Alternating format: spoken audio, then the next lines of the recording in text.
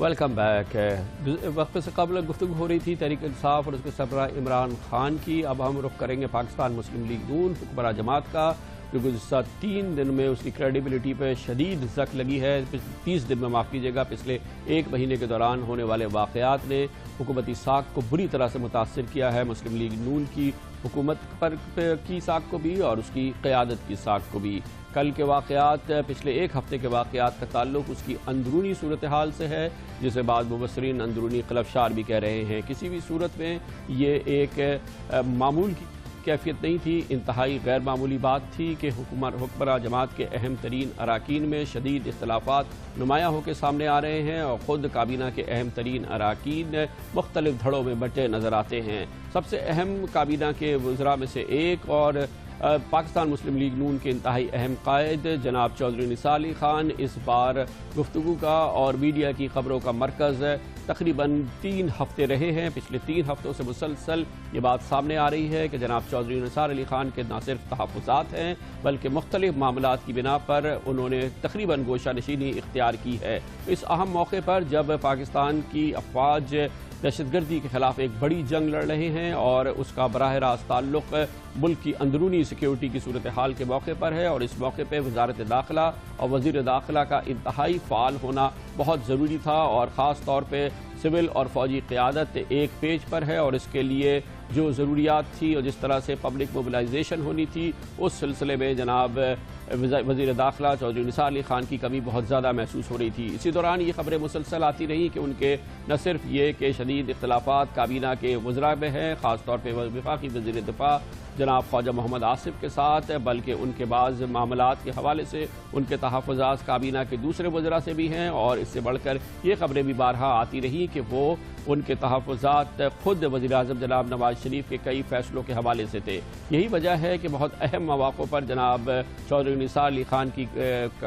کمی یا ان کی عدم موجودگی پارلیمنٹ میں بہت زیادہ محسوس کی گئی، جس کی وجہ سے تواتر سے خبریں آتی رہیں، اور پھر گزشتہ 4 دنوں سے مسلسل یہ خبریں تھیں کہ اب ان کو منانے کے لیے کیا کوششیں کی جا رہی ہیں۔ صبح شام میڈیا میں یہ خبریں مسلسل آتی رہیں کہ ان کو منانے کے لیے اور ان کی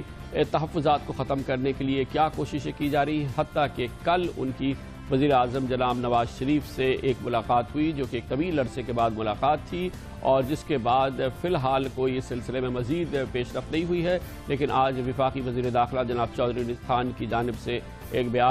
تحریری بیان سامنے آیا ہے، جس میں انہوں نے اپنے پاکستان مسلم لیگ نون جناب نواز شریف اس کی قیادت کے ساتھ دیرینہ تعلقات کا ذکر کیا ہے۔ اختلافات کی خبروں کا جیسے کہ توقع تھا، انہوں نے اس کی تردید کی ہے۔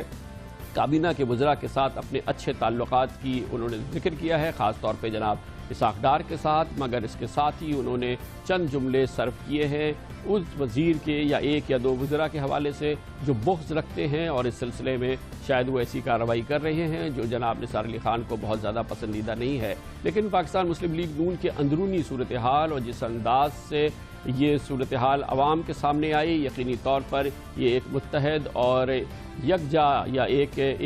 پیج پر ہونے والی سیاسی قیادت کی صورتحال نہیں تھی، اور اس نے یقینی طور پہ پاکستان مسلم لیگ نون حکمراں جماعت کی ساکھ کو بری طرح سے متاثر کیا ہے، خاص طور پہ اس کے اندرونی صورتحال کی وجہ سے۔ حکومتی ساکھ اور اس کی ریٹ بارہا پچھلے 30 دنوں میں متاثر ہوتی نظر آئی ہے، اور خاص طور پہ اس کی بڑی مثال گزشتہ 20 جون کو سامنے آئی، جب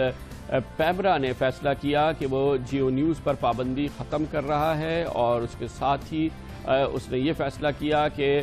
پابندی لگائی جا رہی ہے ARY نیوز پر، لیکن اس کے باوجود صورتحال یہ دیکھنے میں آئی کہ پابندی لگی ARY نیوز پہ، مگر وہ چینل 1 دن کے لیے بھی کہیں بند ہوتا نظر نہیں آیا، بلکہ عام پاکستانی یہ کہہ سکتا ہے کہ کسی بھی کیبل آپریٹر کے کان پر جوں تک نہیں رہیں گی، اور جیو نیوز پیمرا کے حکم کے باوجود نہیں کھلا، حتیٰ کہ جیو نیوز تو کیا اس کے دوسرے نیٹ ورک کے دوسرے چینلز بھی نہیں کھلے، اور اس موقع پہ ایسا لگا کہ حکومتی رٹ تیزی سے زائل ہو رہی ہے۔ حکومتی وزراء اپنے بیانات کے حوالے کے باوجود کوئی ان کے پاس سکت نہیں تھی کہ پیمرا کے ان احکامات پر عمل درآمد کرا سکے، اور اس کی صورت اسی وجہ سے گو کہ حکومتی احکامات یہ تھے کہ اب جیو نیوز کھول دیا جائے، مگر وہ بند تھا، اور حکومتی احکامات یہ تھے کہ ایک دوسرا چینل جو ہے اسے بند کر دیا جائے، مگر وہ کھلا رہا، اور اس حوالے سے جو حکومتی رٹ تھی وہ بری طرح سے زائل ہوتی نظر آئی۔ مگر اس سلسلے کا سب سے اہم واقعہ 17 جون کو ماڈل ٹاؤن میں ہوا، جسے اب سانحہ ماڈل ٹاؤن کہا جا سکتا ہے۔ طاہر القادری کی پاکستان آمد کے بعد جس طرح سے پولیس نے کوشش کی کہ ان کی ماڈل ٹاؤن کی رہائش گاہ کے باہر سے بیریئرز ہٹائی جائیں، وہاں پر موجود دھرنے کو ختم ہے، اور اس موقع پر اچانک پولیس نے فائرنگ کی، اور اس فائرنگ کے نتیجے میں 2 خواتین سمیت 10 افراد ہلاک ہو گئے، اور یہ ایک بہت بڑا سانحہ تھا جو لاہور کے علاقے ماڈل ٹاؤن کی سڑکوں پر دیکھنے میں آیا، اور اس کی وجہ سے حکومتی ساکھ کو بہت ہی بڑا دھچکا لگا ہے، اور یقینی طور پہ یہ بہت بڑا دھچکا تھا۔ اور پھر اس کا ایک الگ المیہ سامنے آیا، اور وہ سامنے آیا ایک کردار گلو بٹ کی صورت میں، جو گلو بٹ کی ویڈیوز پاکستان اور پاکستان کے باہر دیکھی گئی، اور جس طرح سے پولیس اس کی معاونت کرتی نظر آئی، جس طرح سے وہ تشدد کرتا نظر آیا، گاڑیوں کو توڑتا نظر آیا، پولیس اسے گلے لگاتی نظر آئی، اسے شاباش دیتی نظر آئی۔ لوگ پاکستانی عام طور پہ، اور شاید وہ پاکستانی جنہوں نے جہاں جہاں بھی یہ ویڈیوز دیکھی ہیں، وہ دانتوں میں انگلیاں دبائے رہ گئے، اور حکومتی ساکھ شاید اس واقعے سے زیادہ کسی اور واقعے نے اس کو ہلایا نہیں ہوگا، دہلایا نہیں ہوگا، جو کہ گلو بٹ کے واقعے نے کیا۔ اور اسی دوران جس طرح سے سانحہ ماڈل ٹاؤن ہوا، جس میں 10 لوگوں کو پولیس نے گولیاں مار کے ہلاک کر دیا گیا۔ یاد رہے کہ تقریباً اس سے صرف ایک ہفتے قبل سیکیورٹی کے حوالے سے اور پاکستان کی سیکیورٹی ساکھ کے حوالے سے ایک بہت بڑا واقعہ کراچی میں ہوا تھا، جب یہاں پر دہشت گرد حملہ ہوا تھا 8 اور 9 جون کی شب، اور اس کے بعد پشاور میں ایک حملہ ہوا تھا جس میں پاکستان PIA کے ایک جہاز کو دہشت گردوں نے نشانہ بنایا تھا۔ یہ تمام واقعات ملا کے حکومتی ساکھ کو بری طرح سے متاثر کر گئے تھے، اور اسی دوران آپریشن ضرب عضب کا آغاز ہوا، اور اسی موقع پر مبصرین نے یہ بات خاص طور پہ نوٹ کی کہ آپریشن ضرب عضب جو کہ پاکستان کی بقا کے حوالے سے ایک بہت بڑی جنگ کا اعلان تھا، یہ اعلان دراصل فوج کے ادارہ تعلقات عامہ یا SPR کے ایک بیان کے ذریعے عوام کے سامنے آیا، اور اس سلسلے میں حکومتی بیان اور حکومتی پوزیشن اس کے تقریباً 18 گھنٹے کے بعد باقاعدہ طور پر پیش کی گئی۔ یہ تمام واقعات زک لگا گئے ہیں حکومتی ساکھ کو، اور طور پر اب اقدامات کرنے ہوں گے خود وزیر اعظم نواز شریف کو، پاکستان مسلم لیگ نون کے تمام قائدین کو، کہ وہ پوری صورتحال ہے جس کی وجہ سے ان تمام لوگوں نے جنہوں نے بڑی تعداد میں پاکستان مسلم لیگ نون کو ووٹ دیا، اور اس نے تنہا جماعت کی حیثیت سے پاکستان میں حکومت قائم کی، لیکن اس کے حالات اور اس کی ساکھ اور اس کے جو اس وقت کریڈیبلٹی کی صورتحال ہے وہ یقینی طور پہ پچھلے 1 سال میں ہم کہہ سکتے ہیں کہ اس وقت نچلی ترین سطح پر ہے۔ اس کا مزید تجزیہ حاصل کریں گے کمرشل بریک کے بعد۔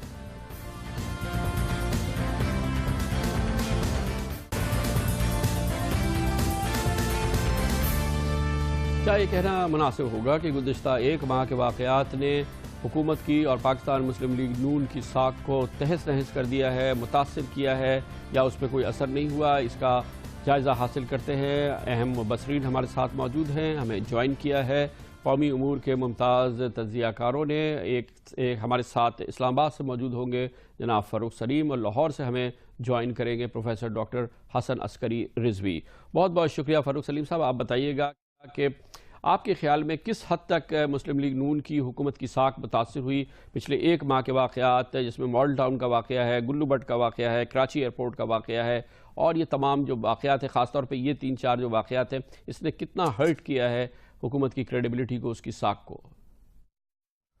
جو اخلاقی طاقت ہوتی ہے حکمران کی، اس کو بے تحاشا نقصان پہنچا ہے۔ یہ سارے حادثات جو آپ نے بھی ذکر کیا، اور میں سمجھتا ہوں ان سب سے ٹاپ آف دا لسٹ جو ہے وہ سانحہ لاہور ہے، سانحہ ماڈل ٹاؤن ہے، جہاں پہ اتنے لوگ نہتے جو لوگ ہیں وہ مارے گئے۔ اس حادثے کی وجہ سے، اس سانحہ کی وجہ سے حکومت کی جو اخلاقی ستون ہے،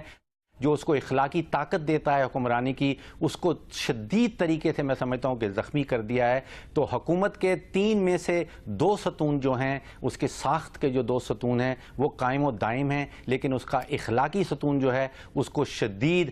میں سمجھتا ہوں دھچکا ملا ہے۔ باقی جو سیاسی ستون ہے اس کو ضرور کوشش کی جا رہی ہے، عمران خان صاحب کوشش کر رہے ہیں کہ جو الیکٹورل لیجیٹیمیسی ہے، جو انتخابی جیت ہے، اس کو چیلنج کیا جائے، اور اخلاقی ستون کو جو چیلنج کر رہے ہیں وہ طاہر القادری صاحب کر رہے ہیں۔ تو ساخت حکومت کی جو ہے وہ اخلاقی حوالے سے میں سمجھتا ہوں کہ بری طرح متاثر ہوئی ہے۔ آپ کے خیال میں رضوی صاحب آپ کیا سمجھتے ہیں یہ جو واقعات ہوئے ہیں پچھلے 1 ماہ کے دوران، خاص طور پہ لاہور کے واقعات اور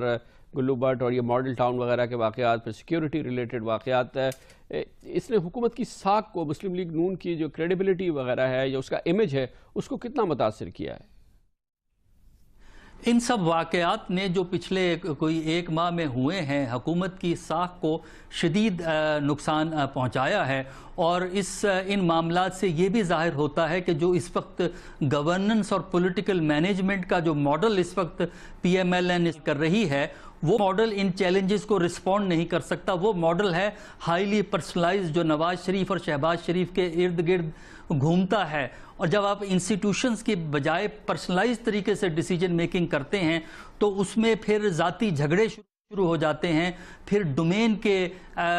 جو ہے شکایات پیدا ہوتی ہے، ایگو کے مسئلے ہیں، جس کی وجہ سے جو اصل معاملات ہیں ان کی طرف توجہ کم ہوئی اور جو بھی اقدامات کیے گئے وہ غلط ہوئے۔ تو لہٰذا یہ جب تک پولیٹیکل گورننس اور پولیٹیکل مینجمنٹ کو امپروو نہیں کرے گی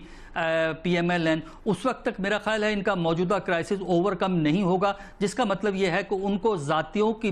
کی بجائے انسٹیٹیوشنز کے ذریعے کام کرنا پڑے گا۔ جب تک انسٹیٹیوشنز حل نہیں کریں گے اسی قسم کے جھگڑے چلتے رہیں گے۔ اچھا فاروق سلیم صاحب، اس دوران حکومت کی رٹ کو بھی بہت بڑا چیلنج ہوا ہے، اس کی بھی کریڈیبلٹی بہت بری طرح سے ہرٹ ہوئی ہے، خاص طور پہ جیو نیوز کا معاملہ، جب پیمرا نے کہا کہ جیو نیوز کھل جانا چاہیے اور پھر پیمرا نے آرڈر کیا کہ ایک اور چینل کو بند ہو جانا چاہیے، تو دیکھنے میں یہ آیا کہ تمام حکومتی وعدوں کے باوجود، احکامات کے باوجود، ریگولیٹرز کے آرڈرز کے باوجود جیو نیوز کھلا نہیں، اور جس چینل کو بند کرنے کی بات کی گئی وہ چینل بند نہیں ہوا، اور اس طرح سے حکومت کی رٹ کا بہت ہی کھلا مذاق اڑایا گیا، اور عام آدمی نے دیکھا کہ اس حکومت کی رٹ کہیں چل نہیں رہی ہے۔ دیکھیے، اس حکومت نے یا اس سے پہلی حکومت نے جتنے بھی ریگولیٹری ادارے بنائے ہیں، ان میں اوگرا ہو جائے، نیپرا ہو جائے، کمپٹیشن کمیشن ہو جائے یا پیمرا ہو جائے، یہاں پہ پروفیشنلزم کا بالکل کسی قسم کا نظام جو ہے وہ نہیں ہے۔ ہمارے جتنے بھی ریگولیٹری ادارے ہیں وہ یا تو سرکاری ملازمین جو ریٹائرڈ ملازمین ہیں یا بیوروکریٹس ہیں، ان کا آپ سمجھیں کہ وہ ایک گریو یارڈ، ایک قبرستان بن چکا ہے، اور وہاں پہ کسی قسم کا پروفیشنلزم نظر نہیں آتا۔ تو پہلی غلطی اس حکومت کی یہ ہے کہ اس نے کسی بھی ریگولیٹری ادارے کو پروفیشنلائز نہیں کیا۔ اگر ان اداروں میں پروفیشنل لوگ کام کر رہے ہوں تو پھر جو کچھ ہم دیکھ رہے ہیں وہ ہمارے سامنے نہ آتا۔ اس ایشو پہ آپ کیا کہیں گے رضوی صاحب، جو کہ حکومت کی اتھارٹی بالکل نہیں چلی، خاص طور پہ جیو نیوز کی پابندی کے حوالے سے، اور ایک اور چینل جب اس کو پیمرا نے بند کیا اس حوالے سے؟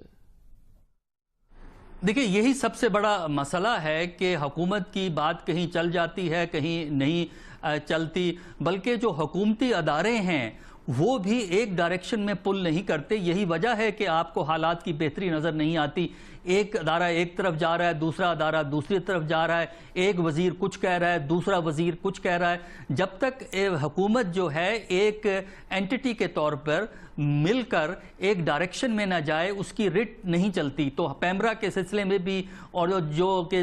چینلز کے سلسلے میں معاملات ہوئے ہیں، اس میں ہم نے دیکھا ہے کہ وزراء کے آپس میں بیانات نہیں ملتے، حکومت فیصلہ کرتی ہے، حکومت ان کو امپلیمنٹ نہیں کرنا چاہتی۔ اگر حکومت چاہے تو یہ فیصلے امپلیمنٹ ہو سکتے ہیں۔ ہمیں لگتا یہ ہے کہ حکومت میں یا تو ول نہیں ہے اپنے فیصلے امپلیمنٹ کرنے کی، یا خواہش نہیں ہے، یا سیاست کی وجہ سے کچھ ایسے فیصلے وہ کر لیتے ہیں جس کی وجہ سے وہ پبلک کو دکھانے کے لیے ایک بات کہہ دی لیکن اس پر عمل درآمد نہیں کیا جاتا۔ یہ گورننس کا کرائسس ہے۔ آپ معاف کیجئے گا رضوی صاحب، آپ کو انٹرپٹ کیا۔ ایک اور اہم ٹاپک ہے جو سامنے آیا ہے، وہ مسلم لیگ کے انٹرنل افیئرز، خاص طور پہ یہ چودھری نثار علی خان صاحب کا جو واقعہ ہے پچھلے کئی دنوں سے اور کئی 2-3 3 ہفتوں سے مسلسل یہ خبریں آ رہی ہیں کہ چودھری نثار صاحب روٹھے ہوئے ہیں یا ان کے تحفظات ہیں یا ان کے بہت سیریس ریزرویشنز ہیں، ان کو منانے کی کوشش کی جا رہی ہے۔ پھر دوسرے وزراء کا نام آتے ہیں جن کے ساتھ بتایا جاتا ہے کہ ان کے اختلافات ہیں، باقاعدہ نام آتا ہے وفاقی وزیر دفاع جناب خواجہ آصف وغیرہ کا، اور اس طرح سے جو مسلم لیگ کی ٹاپ لیڈرشپ کے جو ڈفرینسز ہیں اس نے کتنا ان کے امیج کو خراب کیا ہے، رولنگ پارٹی کی اور خود مسلم لیگ نون کی جو ٹاپ لیڈرشپ ہے اس کے امیج کو؟ خان صاحب، پہلی بات تو یہ ہے کہ کوئی بھی سیاسی پارٹی چاہے وہ جمہوری نظام میں ہو یا غیر جمہوری نظام میں ہو، اس کے اندر دھڑے بننا جو ہے وہ ایک نیچرل سی بات ہے۔ جو جمہوری نظام میں سیاسی پارٹیاں آپریٹ کر رہی ہوتی ہیں ان کا دھڑا بندی کا جو معاملہ ہے وہ نمایاں ہو کے منظر عام میں آ جاتا ہے، اور جو غیر جمہوری سسٹمز میں سیاسی پارٹیاں ہوتی ہیں ان کے اندر کے دھڑے جو ہیں وہ ذرا چھپے چھپائے رہتے ہیں۔ تو دھڑے بن جانا جمہوری نظام میں اور سیاسی میں سمجھتا ہوں کہ یہ قدرتی سا کام ہے، اور یہ پاکستان کی ہر پارٹی میں ایسا آپ کو نظر یہ آئے گا۔ سوچنے کی بات یہ ہے کہ دھڑے بندی کی جو دھڑے بن رہے ہیں سیاسی پارٹیوں کے اندر، کیا وہ آپس میں ایک دوسرے سے ٹکرا رہے ہیں اور اپنا دائرہ اختیار کو وسیع کرنے کی کوشش کر رہے ہیں، یا وہ اپنی قیادت کو چیلنج کر رہے ہیں؟ تو پی ایم ایل این کے حوالے سے میں یہ کہوں گا کہ یہ دھڑے ضرور ایگزسٹ کرتے ہیں، لیکن یہ دھڑے آپس میں ان کا تناؤ ضرور ہے، اور یہ آپس میں اپنا جو دائرہ اختیار ہے اس کو وسیع کرنے کی مسلسل کوشش میں رہتے ہیں، لیکن کسی قسم کا چیلنج جو ہے وہ اپنی قیادت کے سامنے حوالے سے، نواز شریف کی قیادت کے حوالے سے کوئی بھی دھڑا چیلنج ان کی قیادت کو نہیں کر رہا۔ یہ بات صحیح ہے کہ کوئی نواز صاحب کی لیڈرشپ کو چیلنج نہیں کر رہا، مگر پھر بھی امیج کے لیے اور اس طرح سے اتنا پبلک میں ہونا، ریزرویشنز، اور پھر ظاہر ہے کہ کرٹیکل بہت اہم منسٹرز ہیں وہ ایکٹیو نہیں ہیں، وہ سامنے نظر نہیں آ رہے، یا ان کے بارے میں روزانہ خبریں آ رہی ہیں، امیج تو خراب ہوتا ہے نا۔ رضوی صاحب، آپ کیا کہیں گے؟ دیکھیں، یہ جو دھڑے بندی جس کا آپ تذکرہ کر رہے ہیں، یہی اس بات کی مینیفیسٹیشن ہے کہ پرسنلائز طریقے سے ذاتی ایمپائر کے طور پہ حکومتیں آج کل نہیں چلا کرتی، اور جو چودھری نثار کا قصہ ہے وہ بھی ایک ڈومین کی جھگڑا ہے کہ میرے جو ہے دائرہ کار میں آپ کیوں دخل دیتے ہیں، یہ ایگو کا مسئلہ ہے، اور وقتی طور پہ تو یہ مسئلہ انہوں نے حل کر لیا، لیکن اب بات یہ ہے کہ اگر نواز شریف چودھری نثار کو خوش کرنے کی کوشش کریں گے تو وہ لوگ جن سے چودھری نثار ناراض ہیں وہ ناراض ہو جائیں گے۔ اس طرح توازن جو ہے نواز شریف کے لیے قائم کرنا جو ہے وہ بہت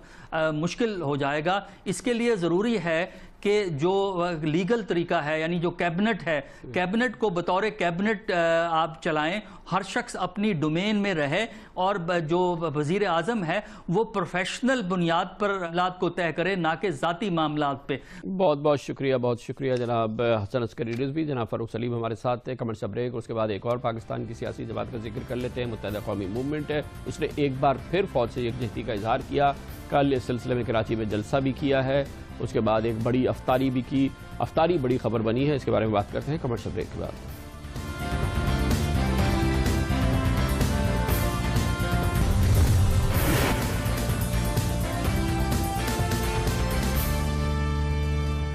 ویلکم بیک۔ متحدہ قومی موومنٹ نے ایک بار پھر فوج سے یکجہتی کا اظہار کیا ہے۔ فوج سے یکجہتی کا اظہار متحدہ قومی موومنٹ پچھلے چند سالوں میں کئی بار کر چکی ہے، اور اس سلسلے میں کل کراچی میں ایک بڑے جلسہ عام کا انعقاد کیا گیا۔ اہم جلسہ اس لیے بھی تھا کہ یہ رمضان کے موقع پر تھا اور افطار سے پہلے اس جلسے کا اظہار تھا۔ متحدہ قومی موومنٹ کہتی تھی کہ فوج سے یکجہتی کا اظہار وہ آپریشن ضرب عضب کے حوالے سے کر رہی ہے اور اپنی فوج کو اس سلسلے میں سلام پیش کرنا چاہتی ہے۔ اس موقع پر متحدہ قومی موومنٹ کی قیادت نے فوج کو سلیوٹ بھی کیا اور اپنے کارکنوں سے بھی کہا کہ فوج کو سلیوٹ کرے۔ اس موقع پہ جناب الطاف حسین نے اپنے مخصوص انداز میں فوج کو خراج تحسین بھی پیش کیا۔ پاکستان کے فوجیوں، اس پرچم کے قائل ہم ایک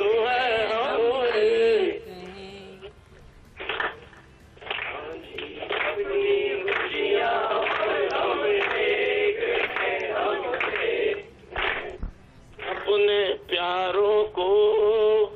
اپنے پیاروں سے پیار کرتا ہوں،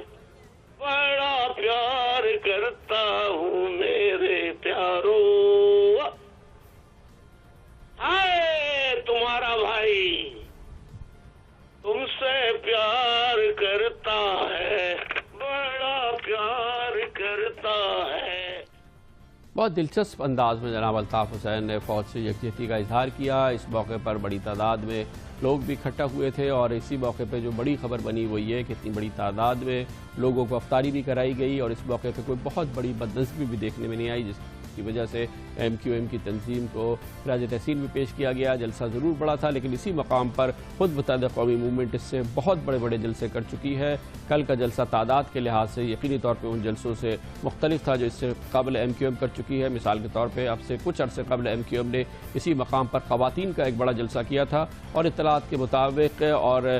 مصدقہ جو اس سلسلے میں مبصرین کی رائے تھی وہ کل کے جلسے کے مقابلے میں صرف خواتین کا جو ایم کیو ایم کا جلسہ تھا وہ تقریباً 5 گنا بڑا تھا. اسی مقام تحریک انصاف کے سربراہ جناب عمران خان بھی ایک بہت بڑا جلسہ کر چکے ہیں مگر کل کا متحدہ قومی موومنٹ کا جلسہ فوج سے یکجہتی کے اظہار کے حوالے سے رمضان کے حوالے سے روزے کے حوالے سے بہت اہم تھا اور اس موقع پر افطاری اور اتنے ہزاروں کی تعداد میں لوگوں کو افطاری کرانا یقینی طور پر ایم کیو ایم کے لیے یہ ایک بہت بڑا اور ایک نیا مرحلہ تھا اور ایک بار پھر اس کی تنظیم کو اس حوالے سے خراج تحسین بھی پیش کیا گیا. اس کے ساتھ ہی ہمارے آج کے پروگرام کا اختتام ہوتا ہے. کل آپ سے پھر ملاقات ہوگی. کل تک کے لیے کامران خان کو اجازت. اللہ حافظ ناصر.